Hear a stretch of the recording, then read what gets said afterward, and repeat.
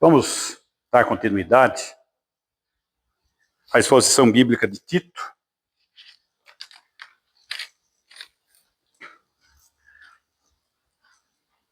Lembrando que o centro da mensagem é estabelecer igrejas maduras. Esse deve ser o alvo, não só para a igreja lá em Creta, mas também para a nossa igreja. Com doutrina confirmada pela vida, mas sã doutrina, e o povo de Deus vivendo essa doutrina. Com presbíteros qualificados, com igrejas que produzem boas obras. E a sequência que nós vimos é exatamente essa. A pregação da palavra, da sã doutrina, para alcançar as almas perdidas, as vidas incautas, a necessidade de qualificação de presbíteros, algo que vamos precisar trabalhar bastante na nossa igreja. Com esta ida do Ricardo para missões, ficou só eu aqui, no cargo de presbitério. Tá? Calar falsos mestres, não deixar de surgir no nosso meio e nem aceitar palavras de ensino fora dessa doutrina, nem externamente, nem promover isso, nem acompanhar. Igreja que produz boas obras. Vimos os idosos maduros, idosos que devem servir de exemplo. Vimos também as mulheres idosas. No domingo vimos a questão dos moços, né?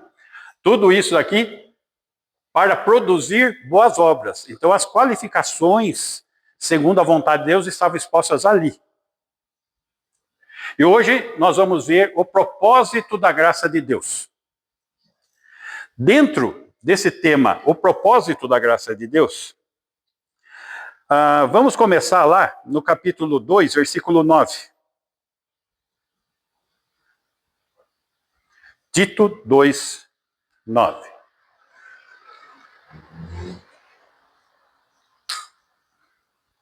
Quanto aos servos, notem, quanto aos idosos, os homens idosos, quanto às mulheres idosas, quanto aos moços, agora quanto aos servos.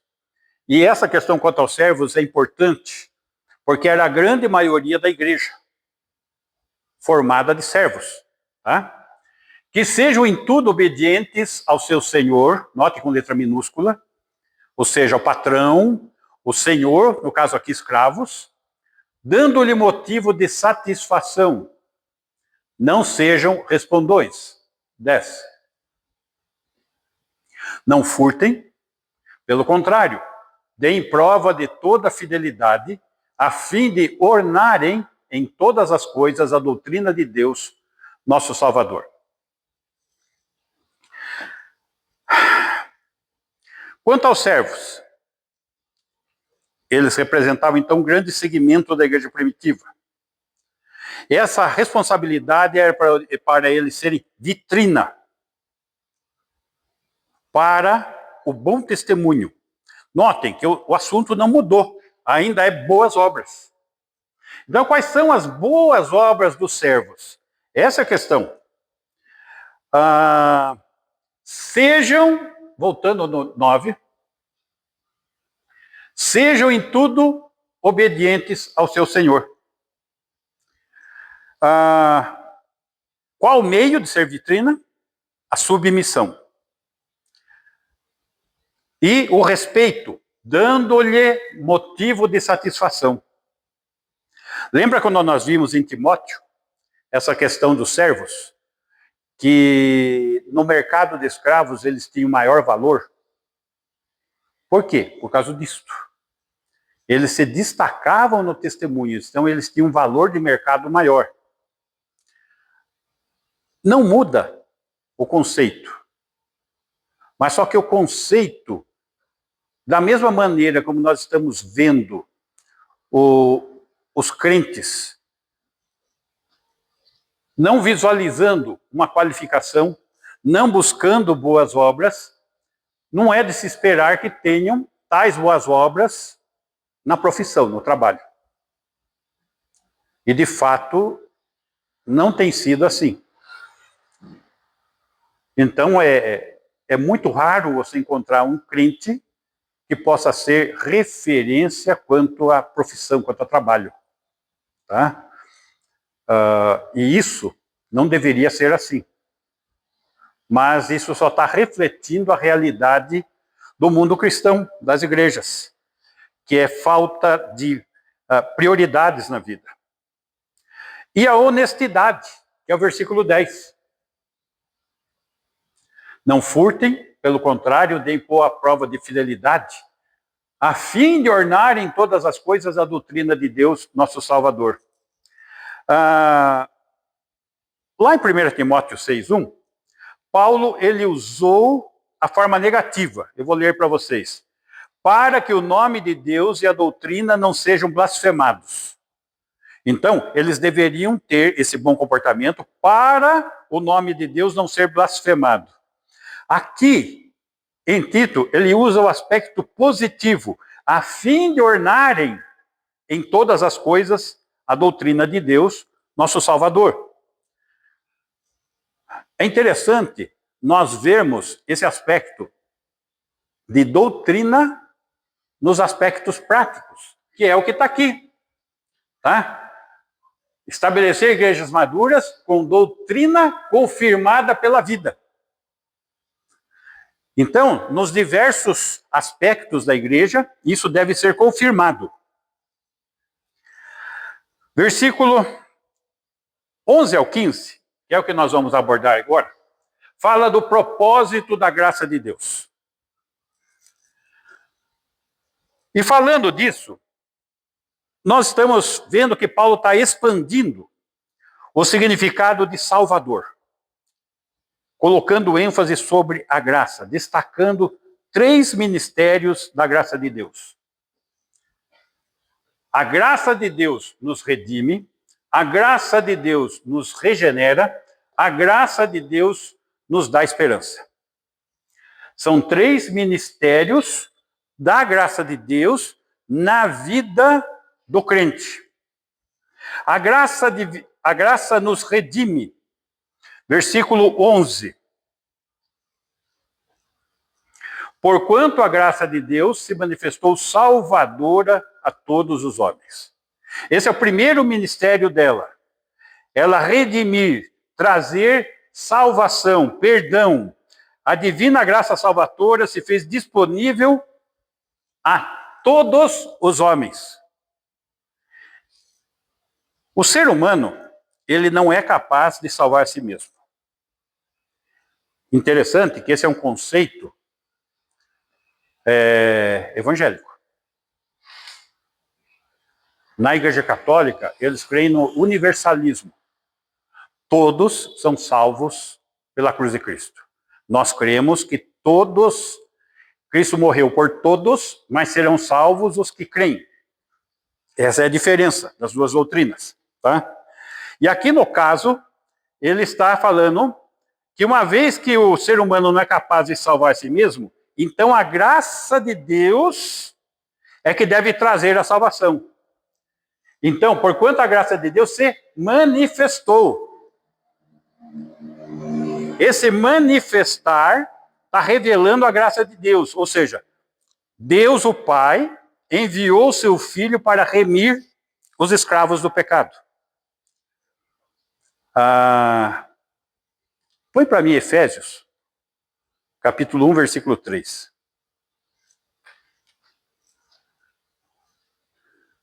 Bendito Deus e Pai de nosso Senhor Jesus Cristo. Aqui está falando a bênção do Pai, tá? Que nos tem abençoado com toda a sorte de bênção espiritual nas regiões celestiais em Cristo. Quem tem nos abençoado? Deus Pai. Verso 4. Assim como nos escolheu nele, no Pai, antes da fundação do mundo, para sermos santos e irrepreensíveis perante ele, o Pai. E em amor, 5, E em amor nos predestinou para ele, para o Pai, para a adoção de filhos.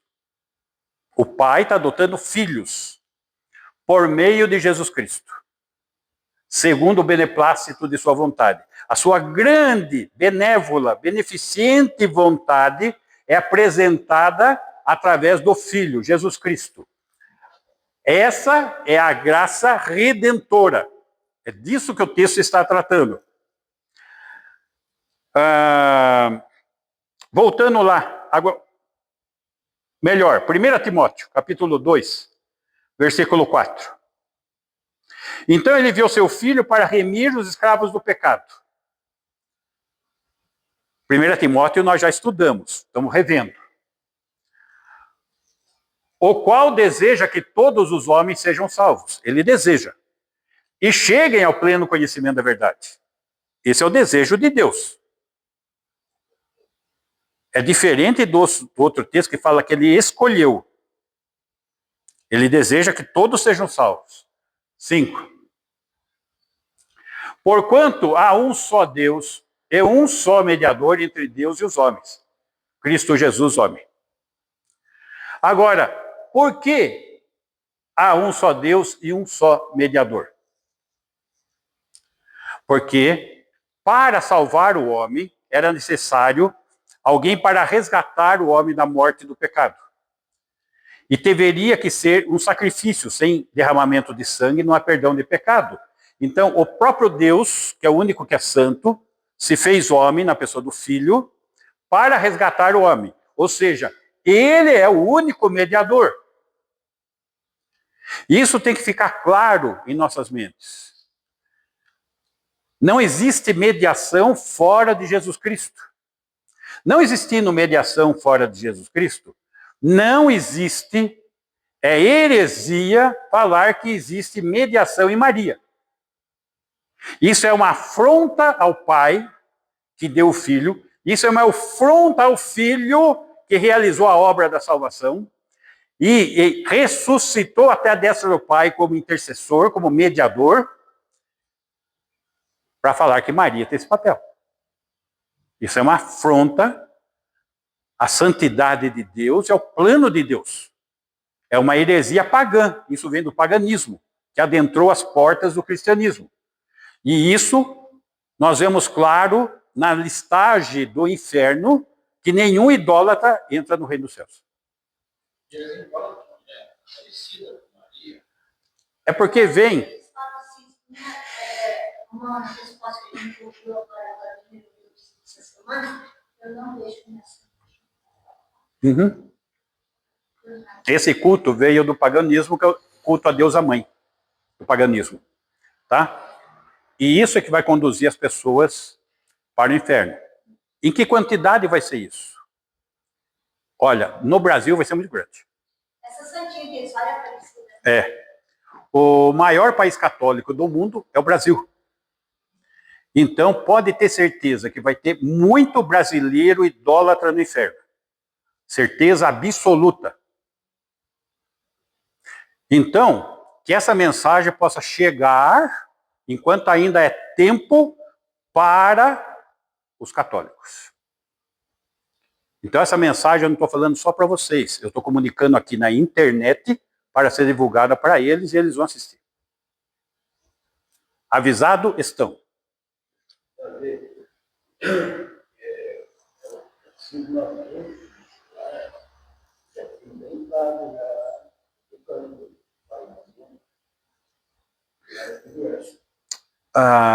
Louro, essa conscientização é só uma cortina de fumaça para arrebanhar e manter as pessoas ali. Não é real, nunca vai ser real, e eles nunca vão negar isso. Nunca. Mesmo os católicos carismáticos que falam que negam a idolatria, eles são adoradores de Maria. Então, não tem como consertar isso. É que nem uma enfermidade que o único remédio chama Jesus Cristo. Essa é a situação. Davi não era o único possível, veja bem. Entre Deus e o homem, eu não sobre isso aí. Só o mediador. prova que Maria não faz.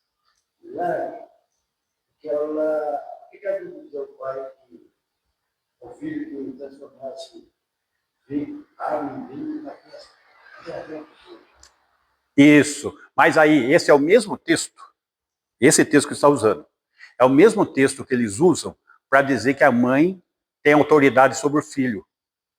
Então falou para ele realizar o milagre que ela estava falando para ele fazer.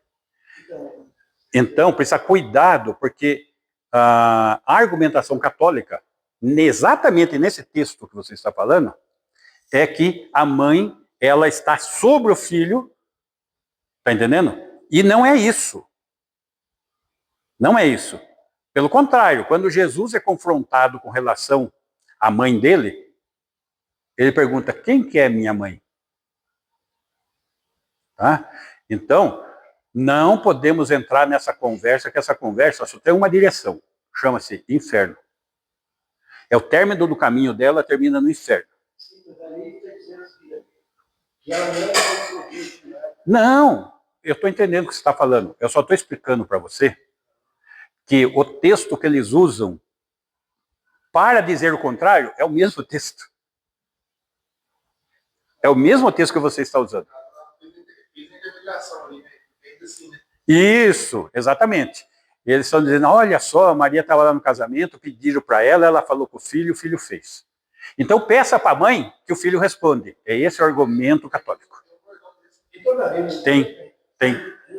Hoje eu tenho um pouquinho mais tempo, não sei se tem. Eu vi também um padre, que ele contou uma piscina mecânica com um crente, e convidou o crente para ir na igreja. Uhum. Mas para que ele fosse, o crente foi. Vocês foram falar o que está falando. E o crente foi na frente pelo O padre foi quem concorda com o padre. 200 pessoas foram na frente. O padre, todas as 200 pessoas converteram e ele tinha convertido para a porta. Eu já vi. Não. Eu conheço esse caso, conheço essa conversão, mas isso não está vendo transformação nenhuma na Igreja Católica. Nós estamos falando de transformação de um homem e não de uma religião. Você está entendendo? Uhum. Agora, isso que o Claudinho levantou agora ali, se a gente estudar um pouco a história da Igreja Católica, ela pagou um cidadão para fazer uma campanha para levantar esse conceito que está estabelecido na Igreja Católica. Peça para a mãe que o filho responde. Esse conceito é um conceito antibíblico, idólatra, e que foi marketing católico pago para que isso acontecesse. Tá? Então, precisamos visualizar até o que eles acreditam, qual que é a base de fé deles, e quais são as origens, qual foi o momento que aconteceu, tá entendendo? Então, eles pegam textos, arrancam do seu contexto e explicam do jeito deles, tá entendendo? A resposta que eu dei foi que assim, ninguém nem é pai, não. Ninguém. Exato. Sim. Mas sabe o que acontece? Existe um movimento ainda muito forte chamado ecumenismo, aonde eles procuram estabelecer pontos em comum com as religiões. Ainda hoje eu estava vendo esse Papa que acabou de morrer, falando com diversas representantes de religião, todos temem a Deus, buscam a Deus, servem a Deus e é o mesmo Deus. Mentira, isso é satânico, isso é maligno. Tá? Então, precisamos ter cuidado com essa conversa, que a conversa, na verdade, o que é? Arrebanhando, que é manter na mentira. Então, só que lá, pelo menos, ele falou e alguém ouviu. Santo não Isso. vai de lá. Isso. Nós estamos falando de um homem, não de uma religião. É isso. Isso. Se fizesse. Agora, o inverso também, a gente tem que tomar cuidado. O Departamento de Missões da Igreja Presbiteriana tinha um presidente nacional de missões. E o presidente nacional de missões da Igreja Presbiteriana deixou a fé evangélica e foi para a Igreja Católica. Tá? Então, então os evangélicos estão todos se convertendo. Não. Aquele é lá. Entendendo? Então, precisamos estar atentos exatamente no texto. Olhar o que a palavra de Deus afirma. Simplesmente isso. Né? Muito bem, vamos dar mais um passinho. Nós estamos no versículo 5, 6. O qual a si mesmo se deu em resgate por todos. Jesus, o mediador. Acabamos de cantar isso. Testemunho que se deve prestar em tempos oportunos. Então, qual que é o testemunho? Qual que é a pregação do evangelho? É o que eu tenho visto que tem sido pregado. Eu tenho compartilhado com o Louro, tenho compartilhado com a Ademir, temos compartilhado, e essa tem sido a pregação. Então, é Jesus. Ele é o mediador, ele é o resgatador, ele é o Deus encarnado. Então, tudo centraliza na pessoa de Jesus. Não tem outra forma. Né? Então, qual que é o nosso tema? O propósito da graça de Deus. E esse propósito se estabelece em Cristo, porque ele é o Redentor. Tá? Então, esse é um aspecto da graça que nós estamos vendo. Agora, o salário do pecado é a morte. O homem está condenado legalmente, juridicamente. Então, esta obra de Cristo é o indulto de perdão. Ela é feita a todos, mas somente aqueles que verdadeiramente o recebem como Senhor e Salvador, somente esses serão salvos. É isso que a Bíblia fala. Somente estes. Muito bem. Segundo aspecto do propósito da graça de Deus, nos regenera. A graça de Deus nos regenera. Tito 2:12. Versículo 12. Educando-nos para que, renegadas a impiedade e as paixões mundanas, vivamos no presente século sensata, justa e piedosamente. Educando-nos.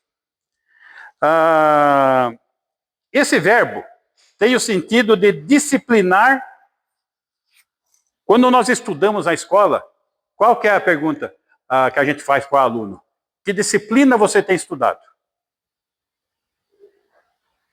Em qual disciplina você está sendo educado? É exatamente essa ideia. Educando-nos na sã doutrina, na disciplina do Senhor, para que, renegadas a impiedade e as paixões mundanas, qual o alvo desta educação? Renegar impiedade e as paixões mundanas. Esta regeneração é o processo que todo crente deve passar. Porque todo crente vem do mundo. Estava morto em seus delitos e pecados. Estava andando segundo o curso deste mundo. Então, estava morto e andando conforme o mundo. Então, ele tem que deixar a impiedade. Vamos lembrar que ímpio é aquele destituído de fé. E as paixões do mundo. Agora, as paixões do mundo são diversas. Agora, essas paixões do mundo têm que ser abandonadas, essa educação para renegar. Esse renegar é a transformação que é necessária acontecer. Abandonar, deixar. O interessante é que isso é um processo. E esse processo é como se estivesse tirando o mundo de dentro da pessoa. E esse mundo dentro da pessoa se mostra de diversas formas. se mostra como que ela planeja a sua vida, a filosofia de vida que ela tem. Isso é demonstrado também nas prioridades que são colocadas, o alvo do trabalho, o cuidado com a família, o zelo pelos filhos, o cuidado comigo mesmo, pois esta vida do mundo, ele traz hábitos em todos os aspectos, maus hábitos. E os maus hábitos atingem a nossa vida como um todo. E esse resgate, essa regeneração, é nos tirar daquela condição e entrar num processo de santificação, de transformação, onde as coisas vão sendo abandonadas, deixadas, e uma nova vida se estabelece. De acordo com as pesquisas, uma pessoa, para deixar um mau hábito, ela precisa abandonar aquele hábito, colocar um outro hábito no lugar e precisa lutar pelo menos 15 dias com isso, para começar a dar os primeiros passos de mudança de hábito. Vamos pensar em algumas coisas práticas. O hábito de eu coordenar meu dia. Como que eu vou tirar proveito do meu dia? Hoje a vida está corrida aí fora. Tem horário para tudo. Para trabalhar principalmente. Então, existem hábitos que são conduzidos segundo o curso deste mundo.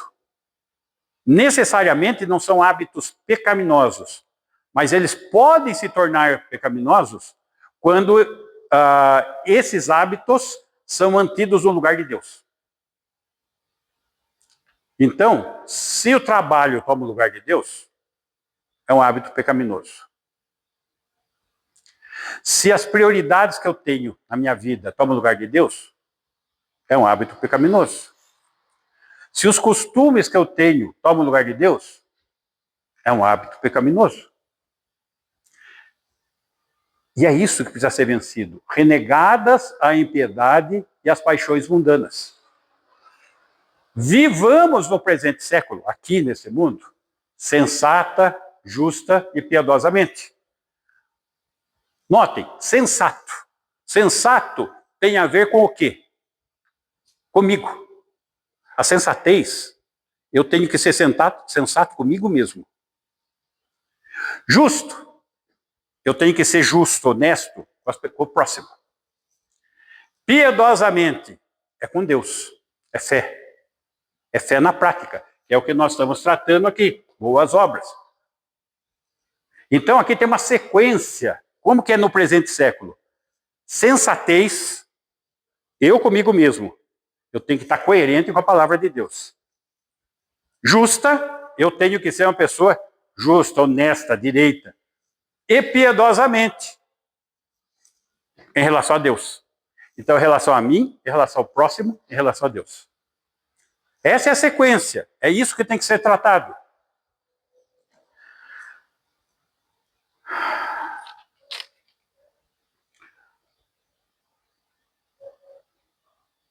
Capítulo 1 João, capítulo 2, versículo 15. 1 João é uma carta que eu estou usando nos discipulados.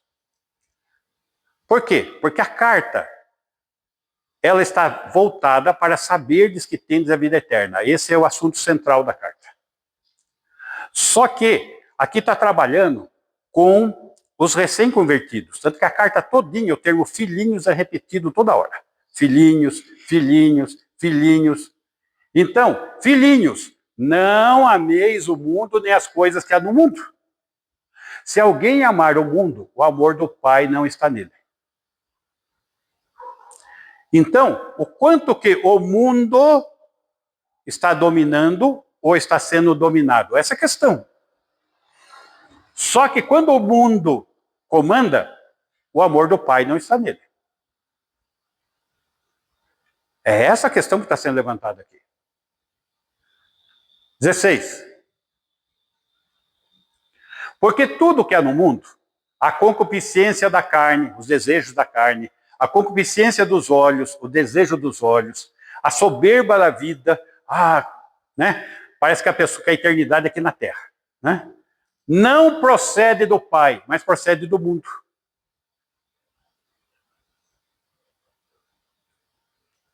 Aqui é uma questão de lealdade, de fidelidade a Deus. Quando nós entregamos nossa vida ao Senhor, nós estabelecemos um pacto, uma aliança com Ele. E quando nós estamos amando mais o mundo do que Ele, está existindo uma traição à fidelidade e à lealdade para com Ele. 17. Ora, o mundo passa. Essa vida é curtinha, a gente sabe disso. Bem como a sua concupiscência, os seus desejos. Aquele, porém, que faz a vontade de Deus permanece eternamente. Esse conceito tem que estar na mente de todo o crente. Essa é a essência do compromisso que temos com Ele. Aqui está trabalhando o quê? A regeneração do crente. O crente tem que viver isso.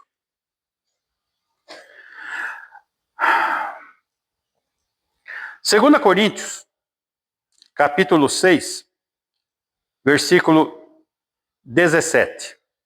Ou seja, regenerar não é só separação do pecado. Regenerar não é só separar do pecado, mas é se dedicar a Deus. Vejamos isso.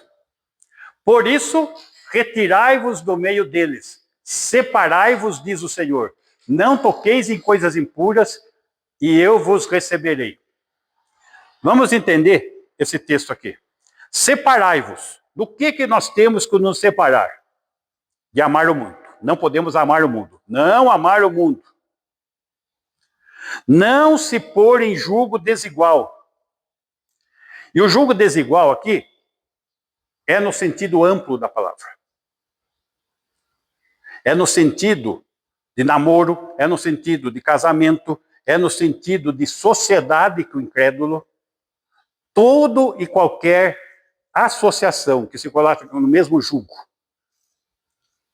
É disso que o texto está falando. Esse é o contexto que está ali. Não se pôr em julgo desigual. Não ter comunhão com irmãos que vivem em pecado.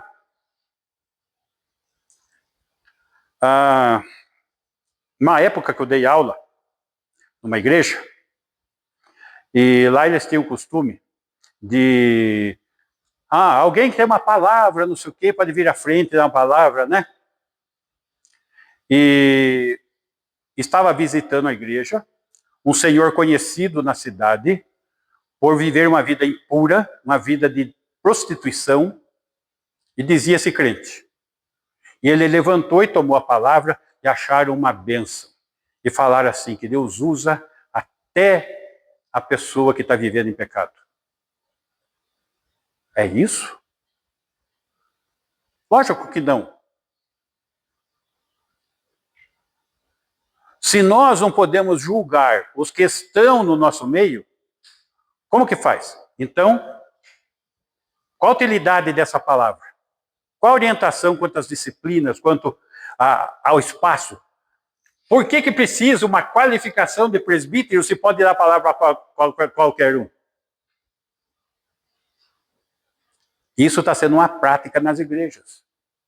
Se vocês derem uma rodadinha aqui nas igrejas de Lambari, é isso que vocês vão encontrar.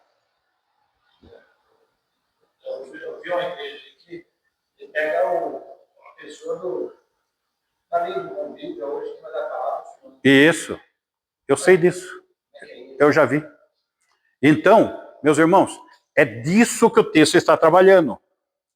Não ter comunhão com irmãos que vivem em pecado. Nós devemos o quê? Sim, viver semelhante a Cristo. Cristo, ele sempre é o exemplo maior. Nós temos que buscar ser a imagem de Jesus. Então isso nunca vai perder de ser a nossa meta. Viver como Cristo viveu. Então, nós vemos Cristo tendo posturas claras e definidas em várias coisas.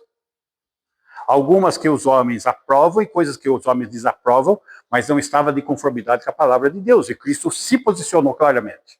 E precisamos ser assim.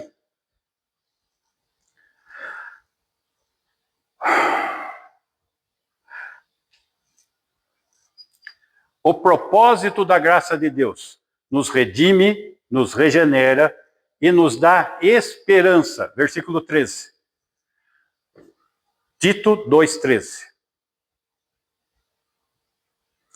Aguardando a bendita esperança e a manifestação da glória do nosso grande Deus e Salvador, Cristo Jesus. Aguardando a bendita esperança. Então note que tem uma sequência. A graça de Deus ela é abrangente. Ela salva o homem pecador, redime ele, ensina a renunciar ao pecado, regenera, e dá esperança da redenção completa, na manifestação da glória do grande Deus e Salvador Cristo Jesus. Efésios, capítulo 1, versículo 13. Efésios 1, 13.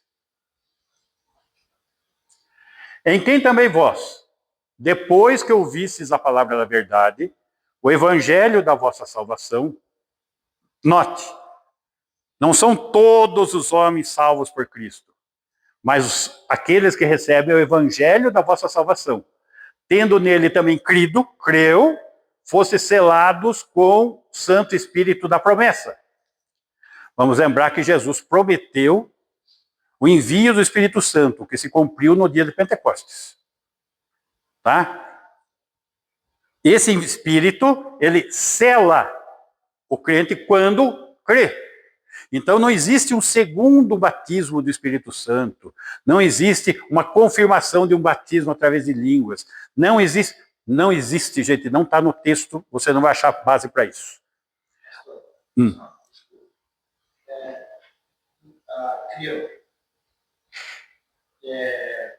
Ele perde a salvação?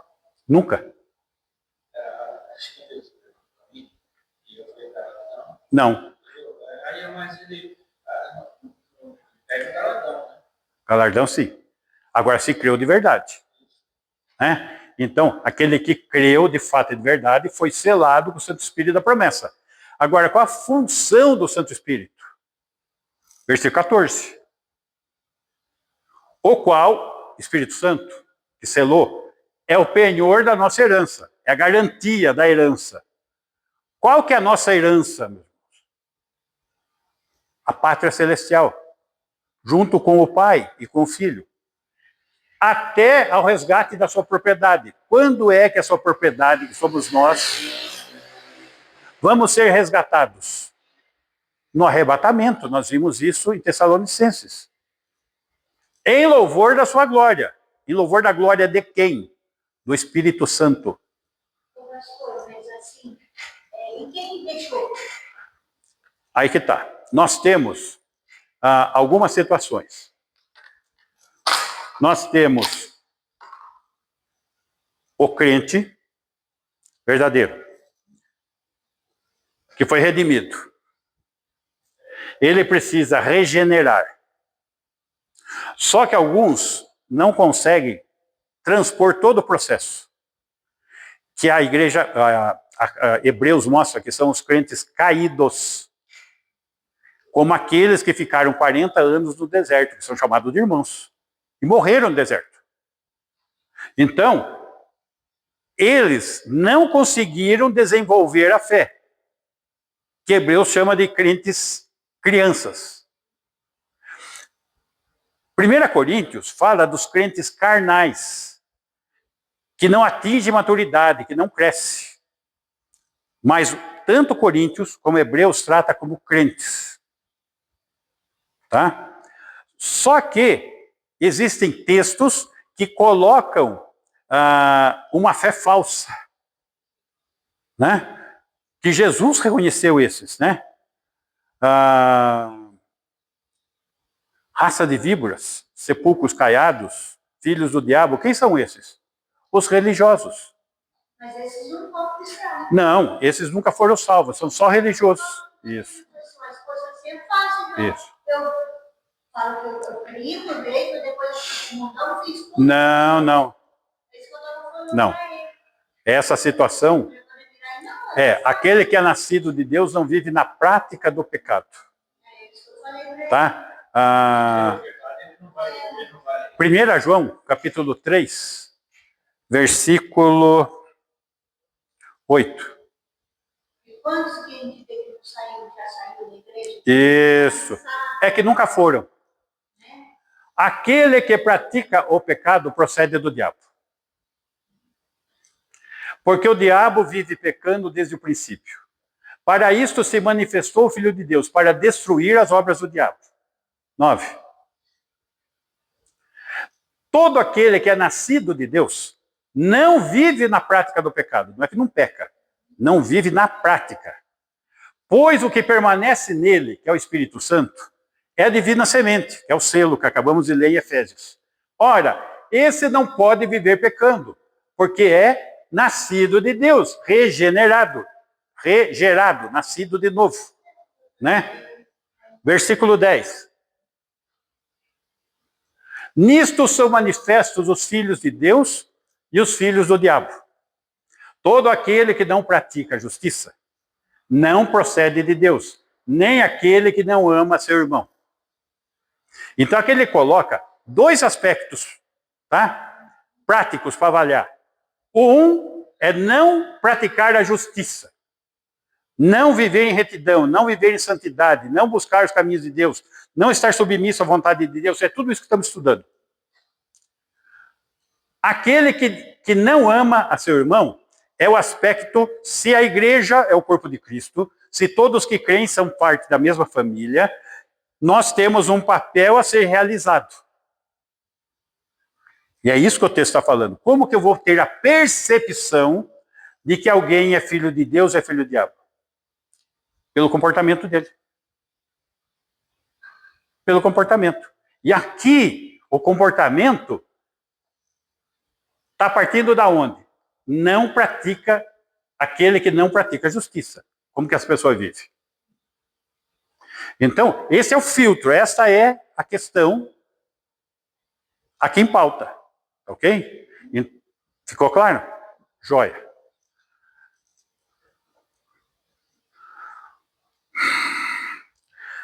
Então, a esperança está ligada à obra de Cristo em nossas vidas, o selo do Espírito Santo e o resgate da sua propriedade.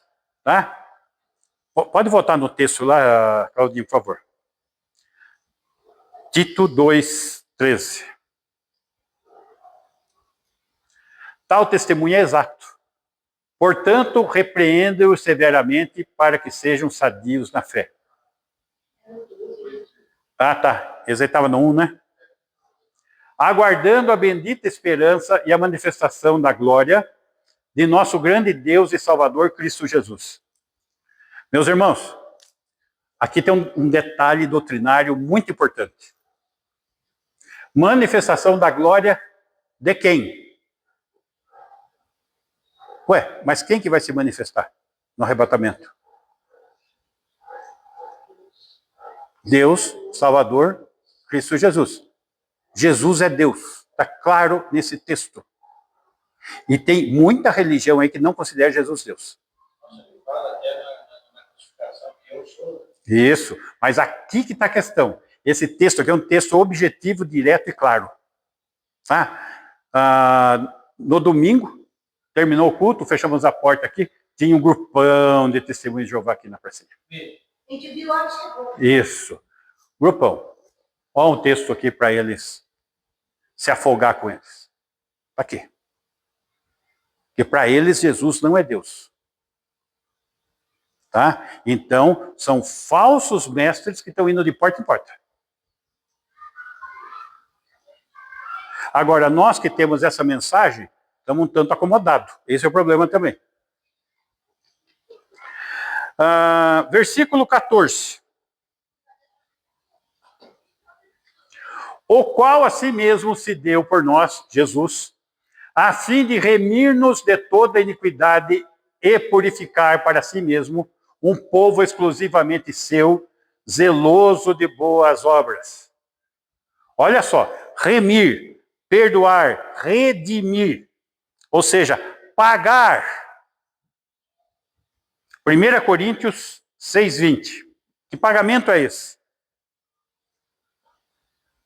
1 Coríntios 6:20. Porque fostes comprados por preço, agora, pois, glorificai a Deus no vosso corpo. Qual o preço? O sangue de Jesus. Quem crê em Jesus foi comprado pelo sangue de Jesus. E agora precisa glorificar a Deus. Cantando, lendo a Bíblia. Não é só, não. No corpo. Vivendo vida santa. Tá?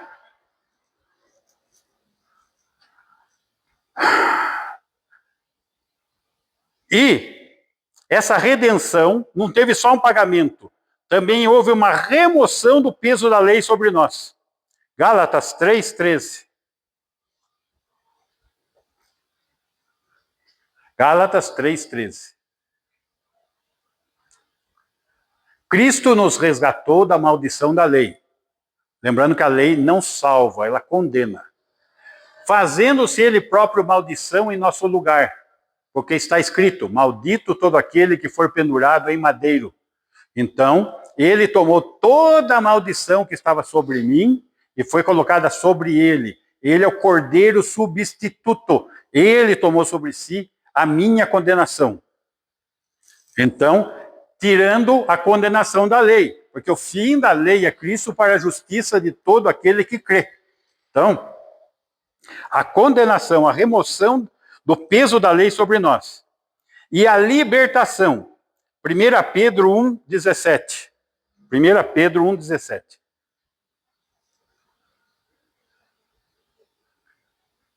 Ora, se invocais como Pai aquele que, sem acepção de pessoas, julga segundo as obras de cada um, portai-vos com temor durante o tempo da vossa peregrinação. Nós somos peregrinos desse mundo. Então, nós precisamos ter temor na maneira como nós vivemos aqui. Tá? 18. Sabendo que não foi mediante coisas corruptíveis, como prata ou ouro, que fostes resgatados do vosso fútil procedimento que vossos pais vos legaram. Então, esse fútil procedimento são exatamente essas preocupações das coisas do mundo, com a vida nessa terra. Mas nós somos peregrinos. 19. Mas pelo precioso sangue, pelo qual nós somos comprados, como de cordeiro sem defeito e sem mácula, o sangue de Cristo. 20. Conhecido com efeito antes da fundação do mundo, porém manifestado no fim dos tempos por amor de vós. Então, antes do mundo existir, Deus já havia planejado a vinda do Filho, o sacrifício do Filho, a vitória do Filho sobre a morte, para salvar os pecadores que viriam a existir. Por isso Deus é soberano, por isso Deus é onipotente, é onisciente. Tá? Antes da fundação do mundo. 21. Que por meio dele, de Jesus, tendes fé em Deus, no Pai, o qual ressuscitou dentre os mortos, o Pai ressuscitou Jesus dentre os mortos, e lhe deu glória, de sorte que a vossa fé e esperança estejam em Deus. Nos dá esperança. Voltando lá, no Tito 2,14, o qual a si mesmo se deu por nós, a fim de remir-nos de toda iniquidade e purificar para si mesmo um povo exclusivamente seu, zeloso de boas obras. Quem é esse povo exclusivamente seu, zeloso de boas obras? A igreja, o corpo de Cristo.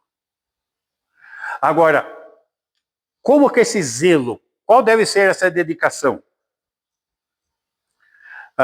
No sábado e no domingo, eu assisti a minha neta disputando o campeonato de polo aquático. Surraram o Flamengo no sábado, né? E Bauru no domingo.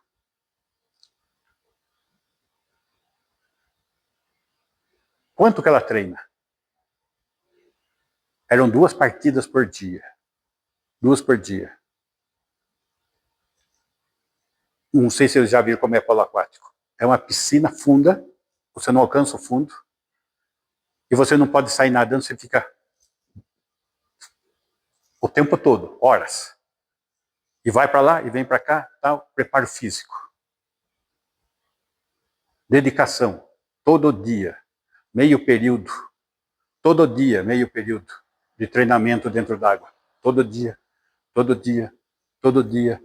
Na semifinal e na final, eles ganharam no preparo físico. Quando chegou na metade da competição, outro time já estava arriando. Dedicação, zelo. Por que eu estou falando disso? Porque nós, se para um esporte precisa tanto zelo, e para a eternidade, e para as coisas de Deus, e para qual dedicação deve ser? Zeloso de boas obras. Zeloso de boas obras. Agora, não essas boas obras que falam por aí. São essas que nós temos estudado nos últimos encontros. É essa questão que está aqui em jogo. Concluindo. Versículo 15. Diz essas coisas, exorta e repreende também com toda autoridade. Ninguém te despreze. Vamos entender o que está acontecendo aqui. Tito, como presbítero, ele tinha que exortar e repreender a vida dos membros da igreja.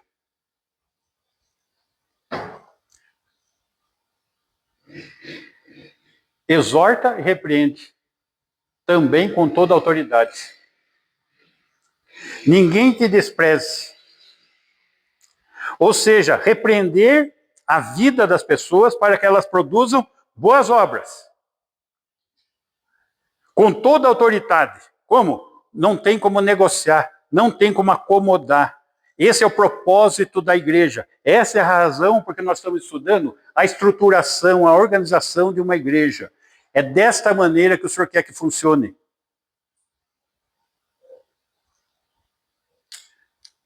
Hoje, existe uma campanha nesse mundo trabalhando com desigrejados. Isso está virando moda, está virando sensação. E os desigrejados é que estão ficando certo. Sabe? E tem muitos que estão dando ouvido para desigrejado. Eu já coloquei exortação aqui nessa igreja a respeito disso. E repito, se aqueles que estão lá estão servindo para pastorear o que estão aqui, então pode seguir aqueles que a serventia é a porta da rua. É isto. Porque não é esse o alvo, não são eles que têm autoridade. Lá não está estruturada a igreja, a estrutura está aqui, ó. Estamos estudando os passo a passo.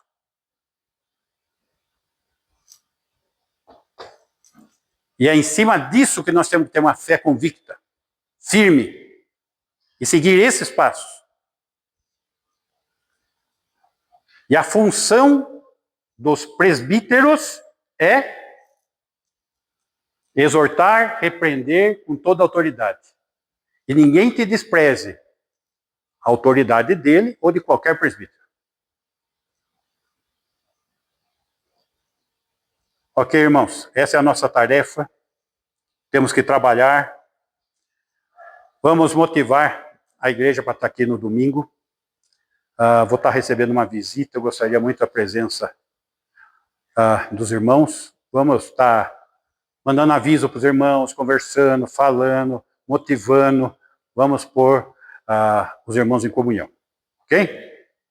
Vamos ficar em pé, vamos orar?